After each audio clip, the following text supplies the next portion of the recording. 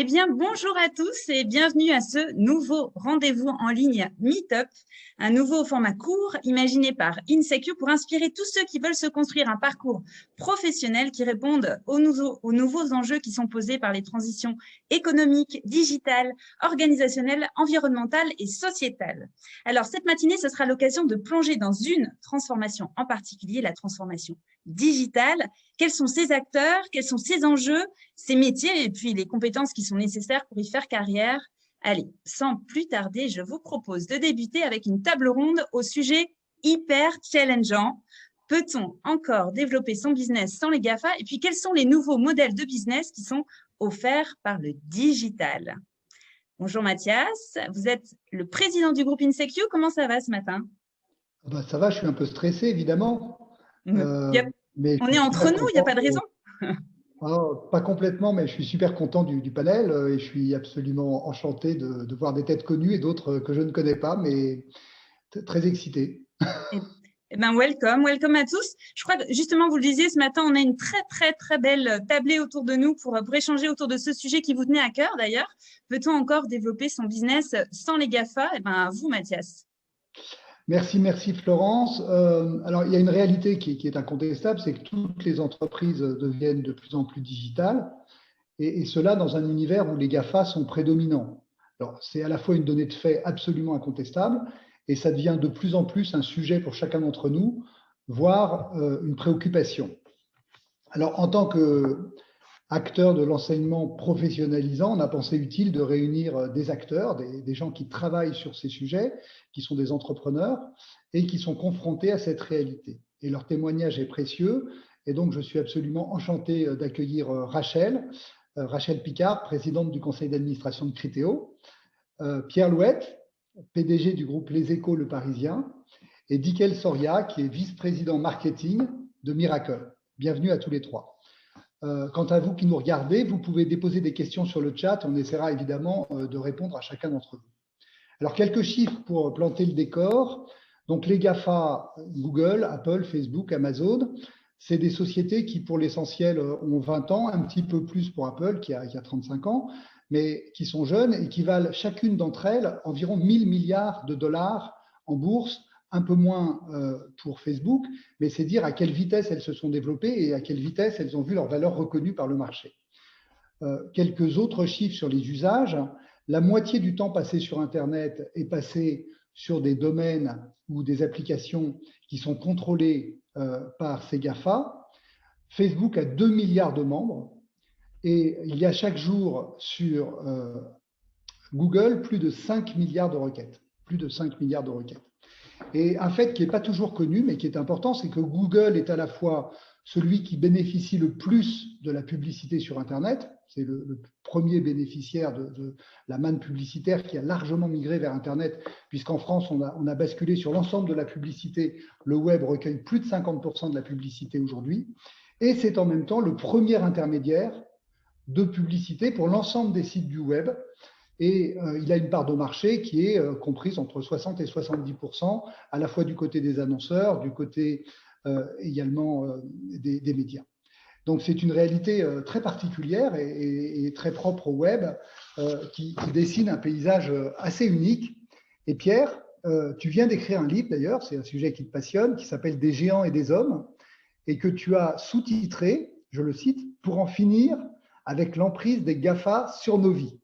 Je dois dire que le livre est passionnant, il est plein de chiffres et d'analyses très riches, mais tu es très critique, très virulent, parfois indigné. Est-ce que tu peux nous expliquer ce qui t'a conduit à écrire ce bouquin? Écoute, merci beaucoup pour ces mots et merci d'avoir aussi donné les premiers chiffres qui cadrent vraiment bien le sujet. La moitié du temps passé sur quelques acteurs, 25% des revenus publicitaires du monde entier qui vont vers deux acteurs, Google et Facebook. 93% des requêtes effectuées en France sur un moteur de recherche, c'est dans Google. Enfin bon, on pourrait comme ça aligner à l'infini des chiffres qui montrent une forme de domination extrêmement importante dans l'économie numérique. Et d'ailleurs, le titre même de notre table ronde en est l'illustration. Se poser la question de savoir si on peut encore émerger dans un monde dominé par les GAFA, c'est quand même très révélateur. Alors, moi, quand j'ai travaillé depuis des années en fait sur ces sujets-là parce que je suis comme Rachel Dickel, on s'est trouvé, ou toi aussi d'ailleurs, on s'est trouvé confronté à ces GAFA, on s'est trouvé à coexister avec eux, à apprendre à vivre avec eux. Ce qui m'a vraiment frappé, c'est que on a été passé d'une phase de découverte il y a déjà des années assez admirative. Ils se sont imposés par leur mérite. En droit de la concurrence, on parle de concurrence par les mérites aussi. Ils étaient très bons. Ils ont été très bons. On s'en souvient ou pas. Les plus jeunes ne s'en souviennent pas forcément, mais au début, il y avait plein de moteurs de recherche. Il y avait Excite, il y avait Lycos, où on voyait un labrador aller chercher de l'information et la rapporter. Bon, ils ont tous plus ou moins disparu. Ils ont été détruits par un acteur qui s'est mieux développé que dans le domaine des réseaux sociaux. Tu mentionnais le chiffre, moi je crois qu'on est même à 3,5 milliards maintenant de personnes qui sont sur Facebook, un titre ou un autre. C'est pour ça que moi je dis que Google c'est la recherche du monde et Facebook c'est l'agora du monde. C'est là que ça se passe, c'est là qu'on discute de la façon la plus large. Donc poser la question, c'est déjà souligner qu'il y a quelque chose d'assez fou, mais moi j'ai envie tout de suite d'apporter une réponse qui est positive. Oui, et d'ailleurs, on entendra avec Miracle un exemple, et il y a d'autres exemples aussi. Oui, on peut quand même émerger, on peut quand même exister à l'heure des GAFA. On est en danger parce que souvent, il suffit d'un coup de patte, en fait, d'un de ces gros acteurs-là, un coup de patte pour vous balayer. Quand on parlera avec Rachel de la vie dans un monde après cookies, on verra qu'un des enjeux, c'est de savoir si le mieux adapté à ce monde-là, n'est pas déjà Google, parce qu'il s'est organisé, il a un tel écosystème qui peut s'organiser pour vivre très bien comme ça, dans un univers logué où les gens sont connectés, connus, recensés par lui, plus que d'autres. Donc la question est posée, moi je pense que oui, on peut le faire. On peut le faire de plein de façons. D'abord en étant talentueux, et c'est le cas, je pense, des entrepreneurs. Ils sont talentueux, ils ont envie, et on voit que s'imposent des nouveaux systèmes dans le domaine du son, dans le domaine des plateformes commerciales aussi, parce qu'il y a du talent, parce qu'un mano mano aussi en France s'est développé malgré l'existence d'un Amazon. Enfin bon, il y a des choses qui apparaissent, il y a des choses qui émergent. Deuxièmement, il faut savoir aussi jouer avec, faire un peu du judo, quoi, plutôt que de rentrer la tête la première dans l'ennemi, ce que je fais moi parfois un peu trop, parfois, dans le cours de la polémique, mais il faut composer avec eux. Et d'ailleurs, j'exagère un peu parce que moi aussi, je compose avec eux forcément. D'abord, je me sers de la plupart de ces services avec efficacité. Et puis, deuxièmement, on a plein d'endroits où on coopère. Google est un partenaire de Vivatech, qui est un grand événement qu'on organise avec Publicis. Bon. Donc, il y a des moments de coopétition. Et puis, dernier point, je ne vais pas être trop long, on aura l'occasion d'en parler. Dernier point, je pense que parallèlement, quand même, pendant ça, il faut travailler sur la régulation d'acteurs qui sont si importants qu'ils ont quasiment un droit de vie ou de mort sur d'autres acteurs. Et ça, en économie libérale, on le sait, le pire ennemi du libéralisme, c'est le monopole. Et moi, je pense qu'il y a des endroits où on n'est pas loin du monopole. Et ça, on doit le combattre tous activement pour permettre à plein d'autres talents d'apparaître et d'autres entreprises de naître. Merci Pierre. Dickel, est-ce que tu peux, toi, nous raconter un petit peu l'histoire de Miracle, qui est une très belle histoire de licorne française. Vous êtes valorisé plus d'1,5 milliard d'euros, vous avez levé plus de 250 millions d'euros. Vous faites quoi? Merci Mathias. Donc bonjour à tous. Donc Miracle est le leader mondial des solutions de plateforme, aussi appelées solutions de marketplace. Donc Miracle a été fondé en 2012 par Philippe Corot et Adrien Neusenbaum à une époque où Amazon n'était pas encore ce qu'il est aujourd'hui, et ils ont fait un petit peu une première étape de compréhension de ce modèle à la Fnac, où ils se sont dit l'ensemble des retailers, des grands distributeurs du monde allaient avoir besoin d'un modèle. Aujourd'hui, quand on regarde l'e-commerce mondial, il y a 60% de l'e-commerce mondial qui passe sur une marketplace. Donc en fait, l'idée de Philippe et d'Adrien est de dire ça fait du sens d'emmener cette technologie à tous les retailers dans le monde pour qu'ils puissent adopter ce modèle marketplace. Donc aujourd'hui, pour le débat qui nous rassemble sur cette matinée, l'histoire de Miracle, c'est comment est-ce qu'on a réussi chez Miracle à apporter cette technologie dans un premier temps à des retailers qui ont réussi à adopter le modèle, et dans un deuxième temps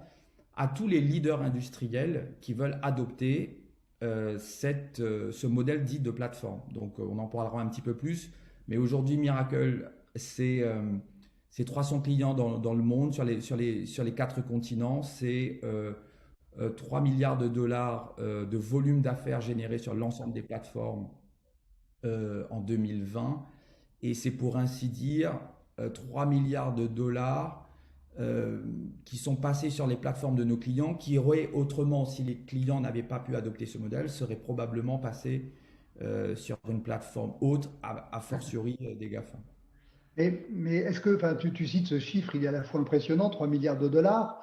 Je n'ai pas en tête le chiffre d'affaires d'Amazon en tant que distributeur, mais ça doit être quelques jours de volume d'affaires d'Amazon. Donc, est-ce que réellement, vous êtes capable de créer un phénomène avec vos grands clients qui sont prestigieux, hein? On a des Carrefour, on a des Darty, on a des Conforama. Est-ce que vous êtes capable de bousculer un petit peu ou simplement de mordre le jarret d'Amazon? Alors, nous, on est engagé aujourd'hui dans un sujet de transformation numérique des leaders mondiaux.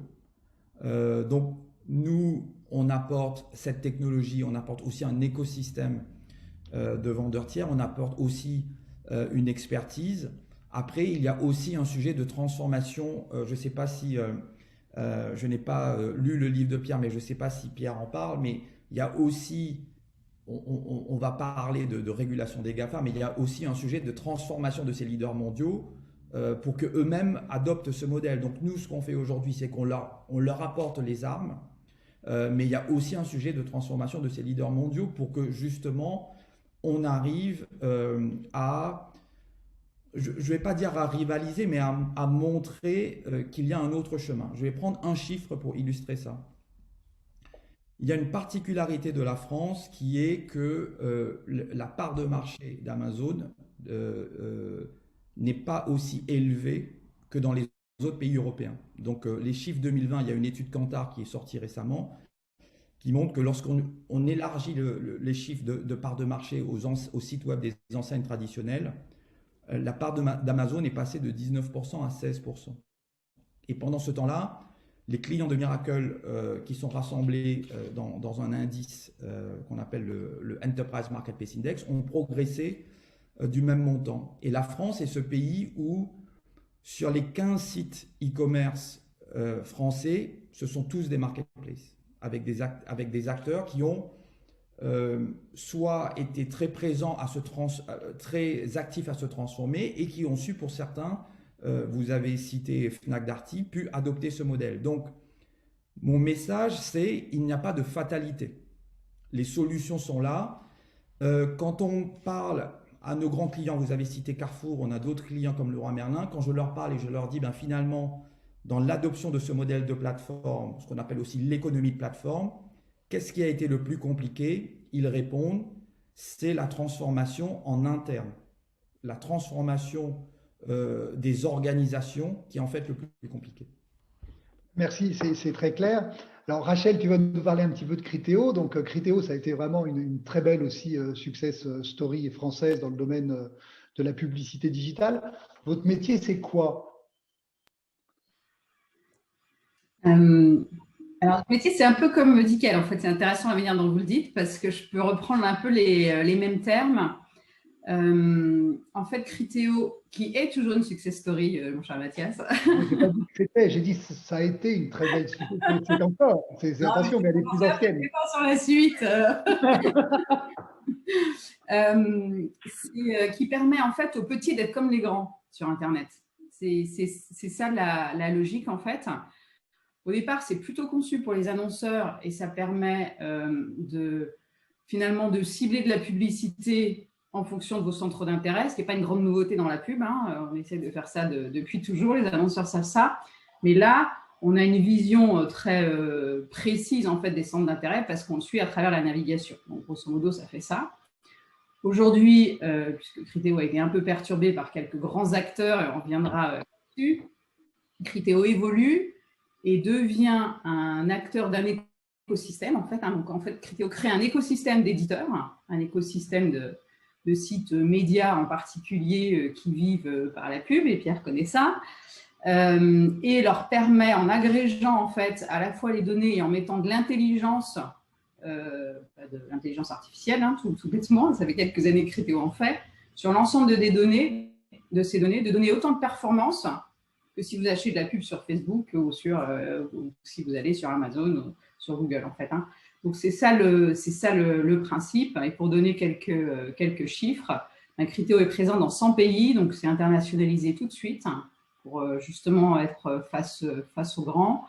Et brasse à peu près le même volume d'affaires que Dickel, mais d'un point de vue pub, puisque les chiffres qu'on donne d'1 milliard sont des chiffres d'affaires pour Criteo, en fait. Hein. Donc, ça veut dire que le volume publicitaire en soi, il est beaucoup plus gros. Et j'ai regardé, du coup, sur les sites français, sur les médias français sur 2019, on a amené 80 millions d'euros de pub.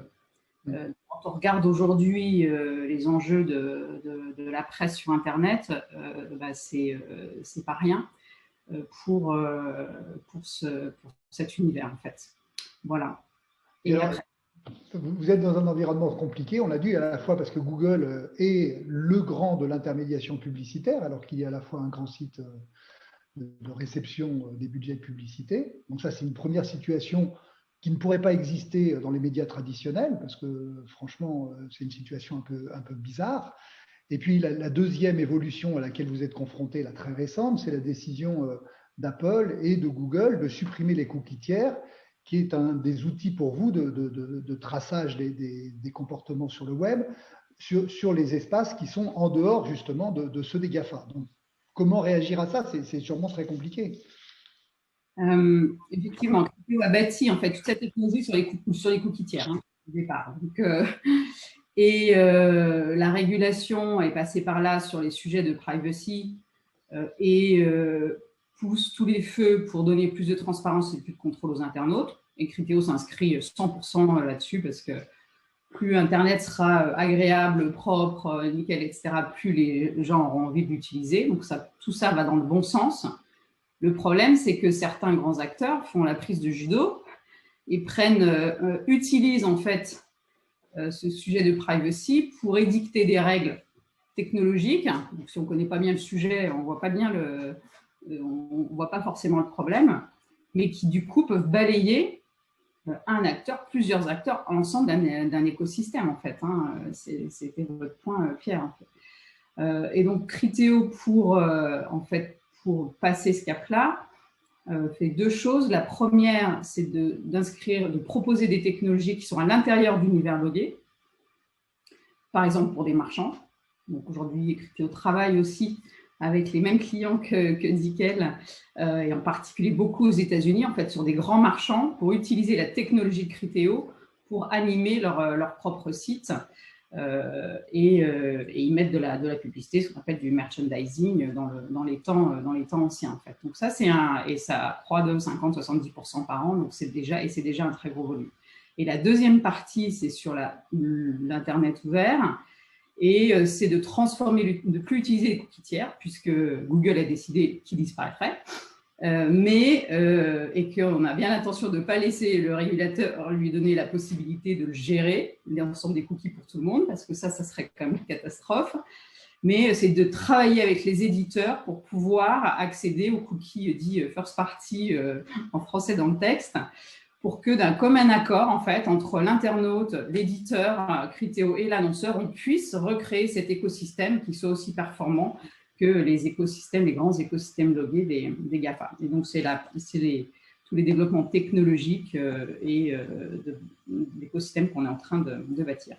Donc, ça vous pousse à vous réinventer, c'est ce que je comprends. Ah, tout à fait. Mais ça, c'est la technologie, c'est tous les jours.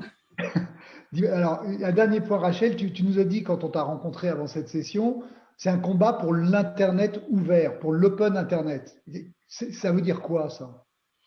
Peut-être un exemple parce que c'est l'écosystème dont je parlais, c'est-à-dire que si chaque petit site média, c'est pas péjoratif, veut lui-même gérer sa publicité et surtout l'ensemble de son intelligence de données, etc., et parler directement aux annonceurs, eh bien, il n'aura pas la taille suffisante pour qu'on ait suffisamment de compréhension de ce qu'est chacun des utilisateurs en fait, de ce site.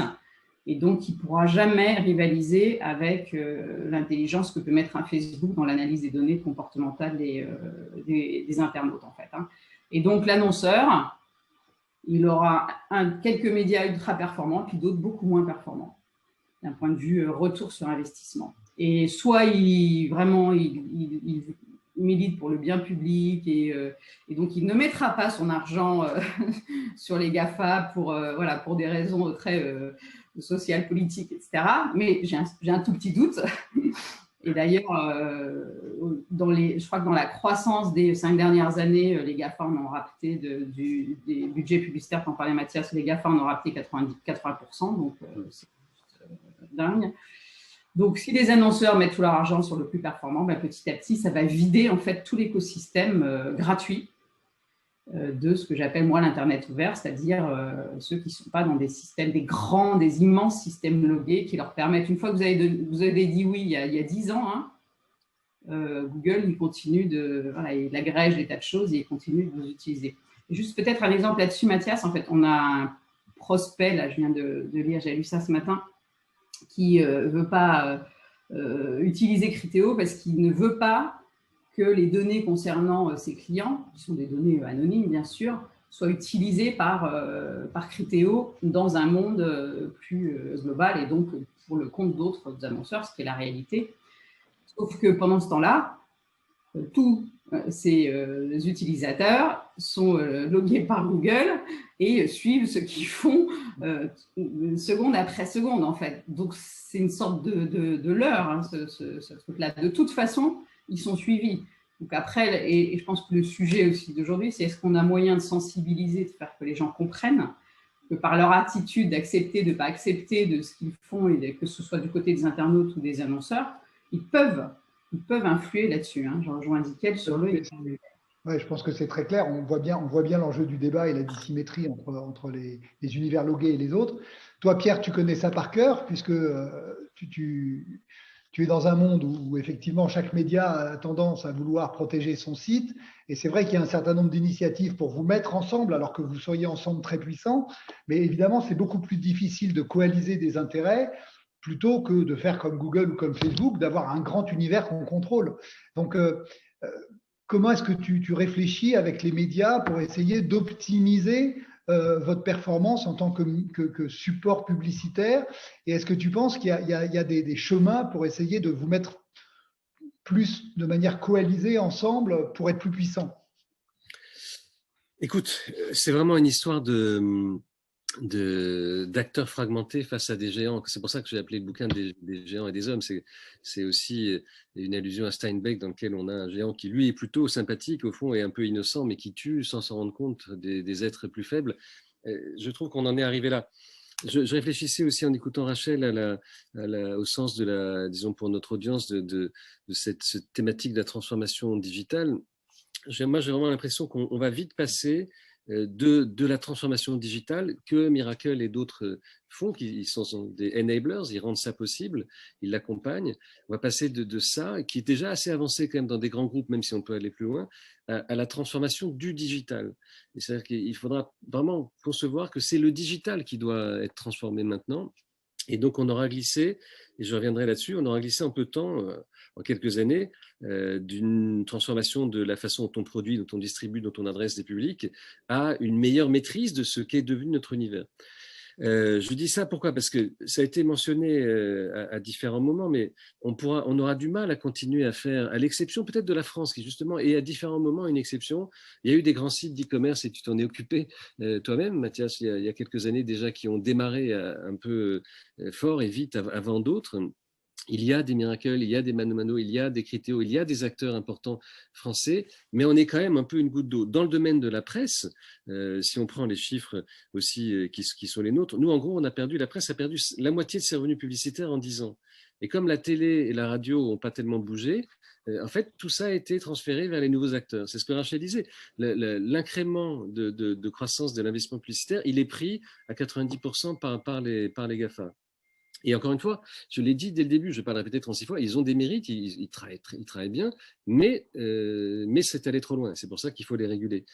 Donc face à ça, on essaie de s'organiser.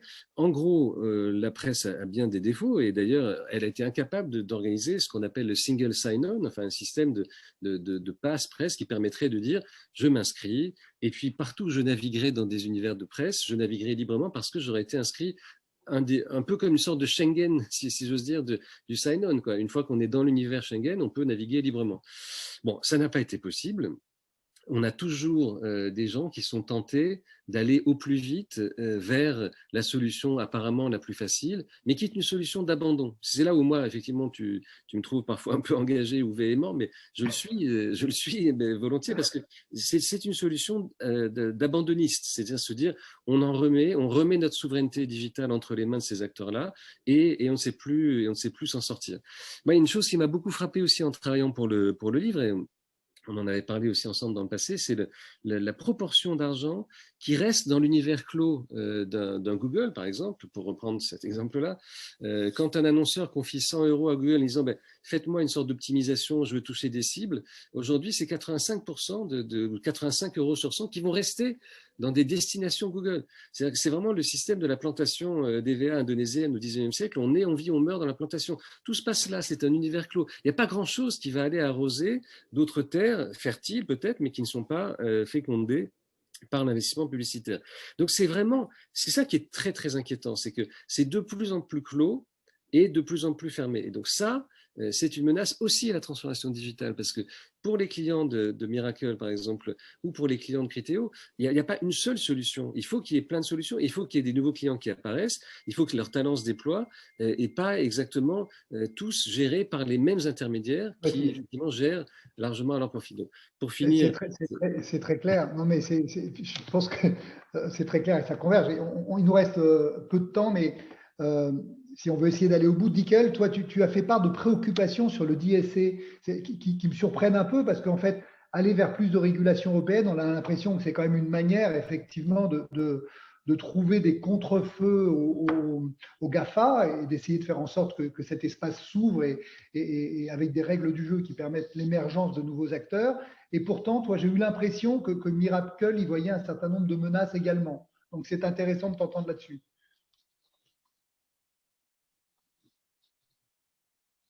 Ton micro. Ton micro. Pardon, c'est pas une menace en fait.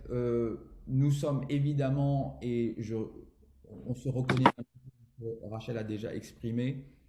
On est pour tout ce qui fixe un cadre clair de jeu équitable pour tout le monde, parce que Philippe Corot, le fondateur de Miracle, rappelle souvent que tout ce qui peut contribuer à renforcer la confiance des acteurs va bénéficier à tout le monde. Donc, il faut réguler pour créer de la confiance. Donc, on est tout à fait à l'aise avec ça. Par contre, avec l'objectif de DSA et de DMA qui est de dire, on a une directive e-commerce qui était extrêmement… qui commence à dater un peu. Et on a besoin de pouvoir redéfinir ce rôle d'intermédiaire. Donc, ce business model de plateforme et de marketplace, c'est une mise en relation par un acteur, d'un vendeur de produits ou de services avec un utilisateur final sur lequel cet opérateur va prendre une commission. Donc, c'est un business model extrêmement efficace parce qu'il permet de s'affranchir des contraintes de fabrication, de logistique, de stockage. Donc, il est extrêmement vertueux.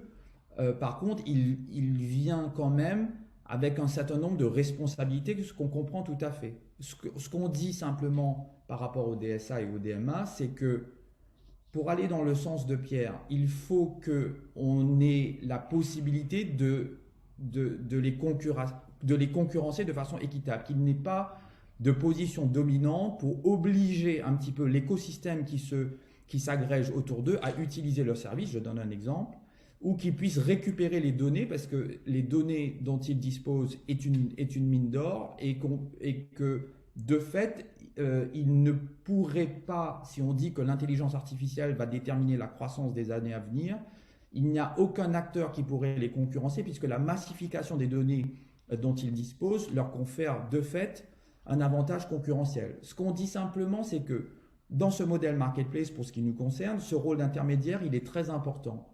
Ce qui est important, c'est de réguler potentiellement l'abus de position dominante de ces acteurs, mais pas de rajouter des complexités dans le modèle marketplace ou le modèle de plateforme qui ferait que des nouveaux entrants, vous avez cité des mano-mano,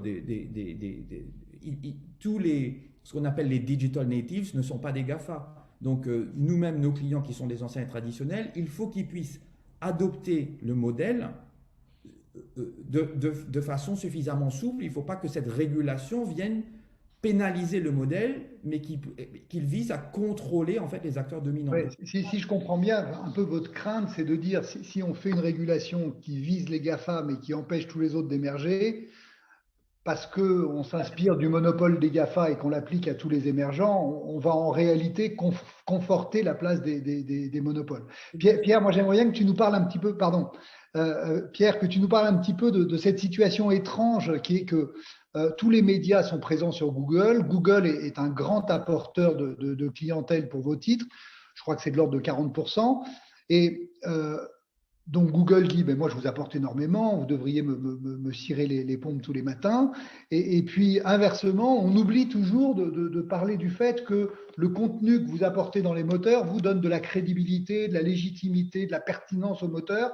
Et ça, on fait comme si c'était une espèce de bien public. Et toi, tu sors d'une longue discussion avec Google sur les droits voisins qui résultent d'une réglementation européenne traduite dans le droit français. Et ça a été une discussion très longue, très ardue. Est-ce que tu penses que cette réglementation et l'accord que vous avez obtenu avec Google est un peu la fin de cette histoire? On a trouvé la paix des braves ou pas encore? Ton micro, Pierre. Merci. Pardon, ça a avancé. Malheureusement, on n'a pas tout à fait, on n'est pas arrivé entièrement à la paix des braves, mais les choses ont avancé. Là-dessus, deux, trois remarques générales. Bon, d'abord, le fond du sujet, c'est que Google a toujours considéré, moi j'ai mené des batailles contre eux quand j'étais PDG de l'AFP déjà dans les années 90, 2000. On doit avoir en tête que pour eux, leur modèle d'affaires, c'est monétiser des choses qu'ils n'ont pas achetées. Et on comprend qu'on ait envie de défendre un modèle pareil. Aucun contenu. C'est vrai, mais si tu l'avais inventé, tu le défendrais, je pense, assez ardemment. Voilà, donc il faut absolument le défendre. Et quand j'étais PDG de l'AFP, donc c'était en 2006-2007, toutes les informations de l'agence circulaient et rien n'était payé. Ils disaient ah ben non, mais on vous envoie du trafic. Il a été, ça c'est très important, je pense, pour nous tous. Il a été jugé par la Cour d'appel de Paris il y a quelques mois maintenant, dans un considérant très important d'une décision sur justement l'application de cette loi sur les droits voisins, que l'échange de trafic ne valait pas rémunération de droits d'auteur. Ça a été écrit noir sur blanc. C'est bien parce que ça rappelle des évidences au fond. Donc là, on est dans cette situation-là depuis que la directive a été adoptée, et puis la loi est devenue une loi française en juillet disons il y a déjà 2 ans, et puis il y a eu une volonté de Google de dire écoutez, nous on n'est pas sûr de vouloir vivre avec cette directive et cette loi, et donc si vous voulez maintenir vos contenus dans nos résultats de recherche, renoncez à votre rémunération. Donc c'est vraiment un truc bien qualifiable, et d'ailleurs bien qualifié comme tel, d'abus de position dominante. On l'a fait établir par l'autorité. Elle va bientôt d'ailleurs apporter son jugement au fond d'ici à la fin du mois de mai, je pense, et ce sera, j'en ai aucun doute, confirmé. Donc on a réussi à se maintenir à peu près solidaire. Il y a toujours des traîtres, hein, c'est comme dans tous les milieux, il y a toujours des gens qui ont envie de signer à part. C'est ça qui nous affaiblit. C'est que non seulement on est des nains, mais on est des nains avec des traîtres. Donc c'est un peu compliqué. C'est sûr que des nains divisés face à des géants, c'est pas facile. Tu vois, alors dans Gulliver, ils arrivent à les attacher à un moment. Et Gulliver est empêtré à un moment, il est attaché par des petits filins. Mais bon, c'est ça le problème, c'est qu'on n'arrive même pas à être soudés. Donc je pense que là, la loi, les gouvernements, la préoccupation des gouvernements a monté beaucoup. Un mot là-dessus, parce que c'est vraiment important. Moi, dans le livre, j'essaie de faire prospérer cette expression j'appelle des supranationales. On ne parle même plus de multinationales. On a tous appris société, on en voit. Puis c'est une multinationale, c'est bien, ça travaille dans le monde entier. Mais ça respecte la loi et le droit dans le monde entier. Là, il y a quand même des moments dans lesquels on voit des acteurs qui se battent avec des États. En Australie, vous l'avez peut-être vu du coin de l'œil, il y a eu un débat entre Google, Facebook et le gouvernement australien disant, écoutez, votre loi là, qui est votée par le souverain, le peuple qui adopte une loi, elle ne nous plaît pas, on n'a pas envie de l'adopter. Donc si vous la maintenez, on quittera le pays. Donc les supranationales, c'est pas possible. Elles n'ont pas de légitimité démocratique. Et d'ailleurs, c'est là où, au fond, le problème s'est élargi, c'est qu'il y a les problèmes business. Il faut pouvoir, comme disait Miracle, comme dit Rachel aussi, il faut pouvoir entrer dans le marché et prospérer. C'est super important. Il ne faut pas effectivement avoir la même toise pour les nouveaux entrants et pour les acteurs dominants. Donc, il faut que les textes soient assez adaptés à ça. Mais c'est possible, ça c'est de la rédaction, ça existe. Et puis, il faut non seulement pouvoir entrer, mais il faut pouvoir prospérer. Il faut éviter d'être tous rachetés les uns après les autres. Ce qui s'est passé autour de Facebook, c'est fantastique, c'est qu'on a laissé Facebook acheter WhatsApp et puis après acheter Instagram et donc faire cet écosystème dans lequel on peut passer selon les classes d'âge de l'un à l'autre et c'est très difficile de le concurrencer. Donc le grand changement des dernières années, c'est que nos petites divisions-là, elles ont été dépassées par la mobilisation des États. Le nouveau gouvernement américain, et ça c'est vraiment la grande nouvelle pour moi depuis 2 mois, c'est que le nouveau gouvernement américain, Joe Biden, a nommé à différentes positions importantes à la FTC ou comme conseiller spécial Tim Wu, qui est un des grands apôtres en fait de la concurrence, et puis Lina Khan, une jeune juriste de Stanford, qui a fait le papier fondamental sur la régulation et le droit de la concurrence face aux GAFA. Donc il y a un gouvernement américain qui se mobilise, l'Europe est mobilisée, Thierry Breton est archi mobilisé sur le sujet, les textes et les projets textes ont leurs limites, je suis d'accord, il faut les approfondir et les ajuster, mais quand même il y a une envie de faire, on ne veut plus laisser piétiner. Donc ils ont été trop loin, et c'est ce que je dis à longueur de temps dans le bouquin, c'est que avec de bien grands pouvoirs viennent de bien grandes responsabilités. Il faut que ces acteurs-là soient à la hauteur de ce qu'ils sont devenus, c'est-à-dire des quasi-monopoles, pas des monopoles naturels, mais quasiment, ou des quasi-biens publics. Encore une fois, il y a des pays dans lesquels chercher sur Internet, ça s'appelle googler. Le mot est devenu une catégorie générale. La France en fait partie, je crois. Je ne voulais pas le dire, mais malheureusement entrer dans notre belle langue. Bon, on va essayer maintenant de recueillir auprès de vous des conseils plus pratiques et je vais me tourner vers toi, Rachel, pour commencer. Si tu te tournes vers des gens qui utilisent beaucoup le marketing digital, c'est le cas de l'INSEC par exemple, pourquoi est-ce qu'il faudrait que je limite mes investissements sur Google et Facebook?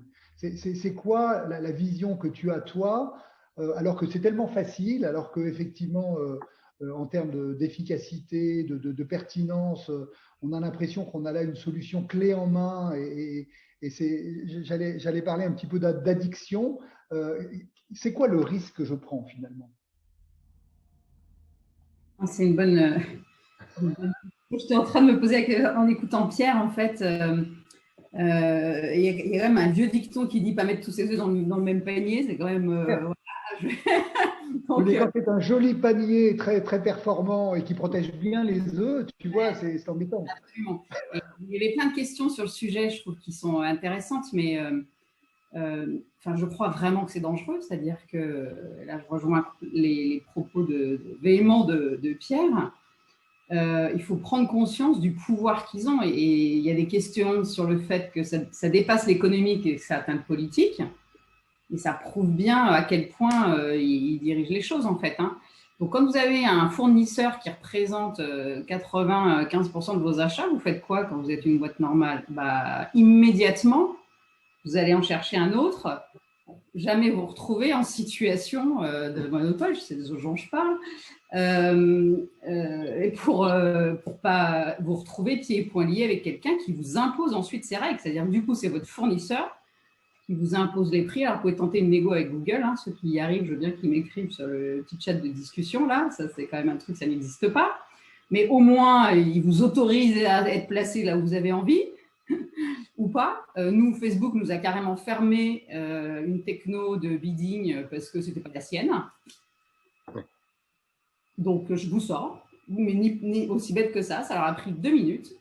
Et c'est 30% du chiffre d'affaires qui, tout d'un coup, s'est retrouvé en péril. Enfin, il faut comprendre ce dont on parle. C'est tellement gros que pour chacun d'entre nous, même parmi les grandes réussites de la France, ils prennent une micro-décision et pour nous, c'est un élément entier de notre business model. Donc, quand on est intermédiaire technologique, c'est vrai, mais quand on est annonceur, quand on est commerçant, c'est encore pire en fait.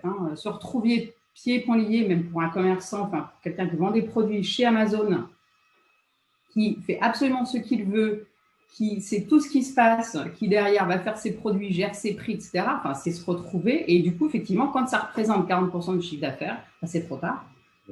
C'est trop tard en fait pour commencer à essayer de le gérer correctement. Donc, je ne dis pas qu'il ne faut pas y aller, parce que je suis d'accord. Ils font des choses formidables et ils poussent tout le monde d'ailleurs, et c'est très bien. Mais là, il faut garder un peu de bon sens en fait, tout simplement. Pour l'équilibre et le bon sens finalement. Oui, voilà. Merci beaucoup, Rachel. Et Dickel, toi, si tu devais donner le même conseil, par exemple, à quelqu'un qui lance une marque de prêt-à-porter, pourquoi est-ce qu'il vaut mieux travailler avec Miracle que de travailler avec Amazon? C'est quoi l'avantage de travailler avec Miracle plutôt que d'aller tout simplement sur Amazon avec le reach d'Amazon, sa puissance, etc.?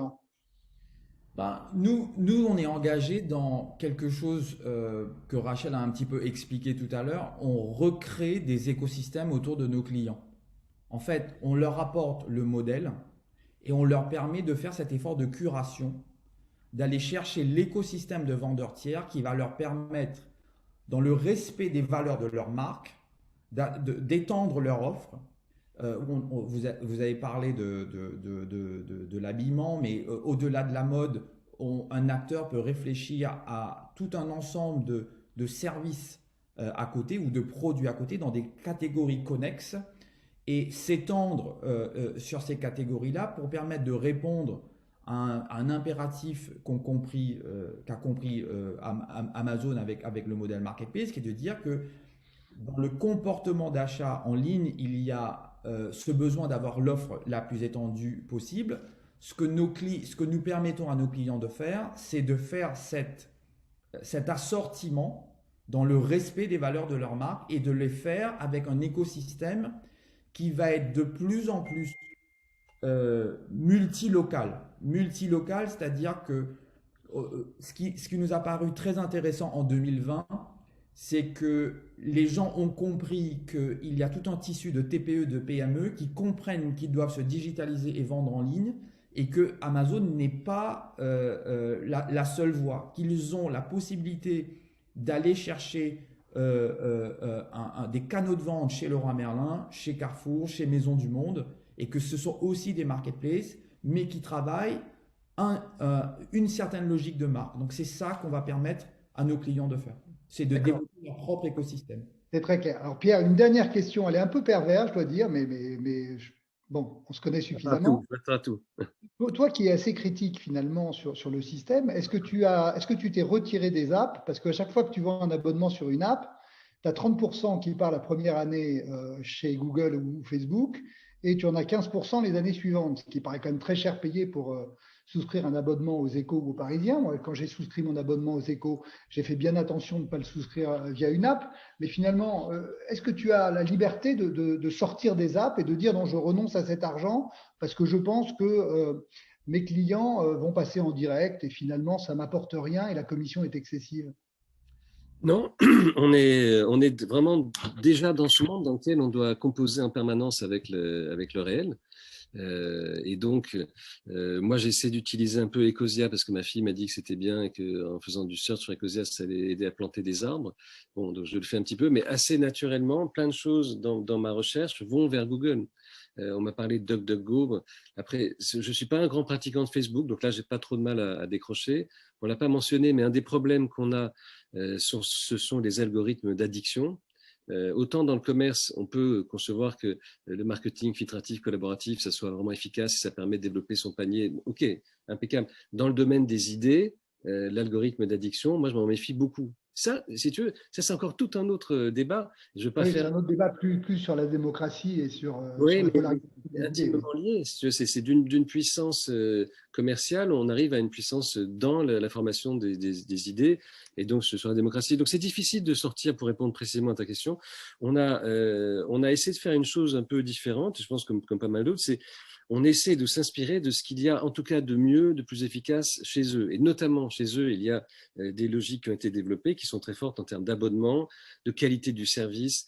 Cette fameuse réunion, je ne sais pas si Miracle le fait de même, mais chez Amazon, il y a toujours cette légende que les réunions se font avec une place qui est laissée vide pour le client. Qu'est-ce que le client dirait? Celui qui n'est pas là, qu'est-ce qu'il dirait? Moi, j'essaie d'imposer ça à des équipes dans le monde de la presse et des médias en disant, attendez, ok, le lecteur, qu'est-ce qu'il en pensera? Est-ce qu'on l'interrogeait? Où est-il? Qui est-il? Donc, développer, essayer d'élever notre niveau de jeu. C'est ça, je pense, la meilleure façon de résister. Prendre ce qu'il y a de meilleur chez eux, élever notre niveau de jeu. Après, pour placer des abonnements, c'est vrai que renoncer, par exemple, à passer par Apple, c'est quand même un gros sujet. Surtout quand, par exemple, avec le Parisien, on était très en retard dans les abonnements. On a fait x7 en 2 ans, 2 ans et demi. Donc maintenant, c'est en train d'exploser, mais on était nulle part. Et donc, on est passé par toutes les plateformes. Et quand on a lancé les podcasts et qu'on est le podcast avec les échos le mieux classé sur la plateforme Apple, on est quand même content. C'est une plateforme où les vrais gens sont. Donc, on est obligé d'aller au Carrefour, récupérer de la clientèle, on est obligé de passer par là. Mais on est obligé. Donc, ça renvoie à ce que je disais au tout début. C'est difficile de vivre sans. Merci à tous, merci pour ce beau panel, merci pour votre sincérité, merci pour l'intérêt de vos réactions et leur côté extrêmement pratique.